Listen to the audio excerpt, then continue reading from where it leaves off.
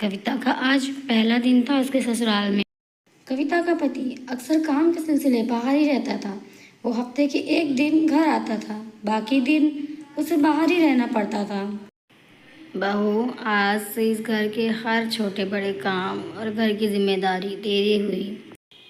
अभी ससुराल आकर कविता को 4 दिन भी नहीं हुए थे कि सुमित्रा ने उसे पूरे घर की जिम्मेदारी दे दी। अब कविता घर के कामों में व्यस्त रहने लगी। घर की सफाई करना, फिर रसोई में जाकर सबके लिए भोजन बनाना, फिर रसोई की सफाई करना, ऐसे तरह तरह के घरेलू कामों में वो इतनी व्यस्त हो गई कि हफ्ते भर बाद भी कविता का पति घर आता तो वो उसे टाइम नहीं दे पाती थी।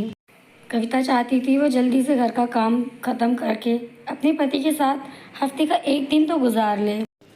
कविता अच्छे से तैयार होकर अपने पति के लिए चाय लेकर जाती है, ये सोच कि वो अपने पति के साथ कुछ वक्त बिताएगी। दोनों आपस में बातें कर ही रहे थे कि बहू, अरे ओ बहू, कहाँ चली गई। कविता अपने पति से कहती है, माँ जी बुला रही है, मुझे जाना होगा। तुम जाओ और जाके घर के काम देखो। इसी तरह से दोनों के बीच के झगड़े बढ़ गए। इस दिन के बाद से कविता और उसके पति में अक्सर झगड़े होते रहते। एक दिन सुमित्रा की बेटी आती है। सुमित्रा की बेटी निर्मला की शादी भी अभी नई नहीं हुई थी। सुमित्रा ने अपने बेटे और बेटी की शादी साथ में की थी। चल बेटी, ये बता, तेरी शादीशुदा जिंदगी अच्छे से तो चल रही है ना। मैं क्या बताऊँ माँ, अखिल जी तो मुझे डिवोर्स देने की बात कर रहे हैं। ये क्या बोल रही है तू बेटी। माँ, मेरी सास मुझे इतने काम पे काम देती है कि मैं अखिल जी के साथ बिल्कुल वक्त ही नहीं गुजार पाती, जिससे हम दोनों की दूरियां बढ़ती ही जा रही है और बात डिवोर्स तक आ गई। बेटी तू मत परेशान हो, मैं अभी तेरी सास के पास फ़ोन करती हूँ।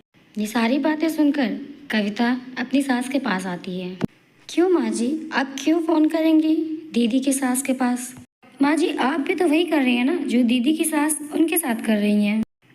आप तो मुझे आते ही इस घर के काम काज में इतना व्यस्त कर दी कि मैं अपने पति के साथ बिल्कुल वक्त ही नहीं गुजार पाती, और हम दोनों के झगड़े इतने बढ़ते जा रहे हैं कि बात डिवोर्स तक कब आ जाए कुछ पता नहीं है माँ जी। माँ जी क्यों, बेटी को अलग प्यार और बहू को अलग प्यार। माँ जी, आप जैसी सास की वजह से अच्छी बहू नहीं बन पाते हम औरतें। सुमित्रा को अपनी गलती का एहसास होता है। वो अपनी बहू से माफ़ी मांगकर अपनी बहू और बेटे को 1 महीने के लिए घूमने को भेज देते हैं, जिससे उन दोनों के बीच की दूरियां खत्म हो जाती है।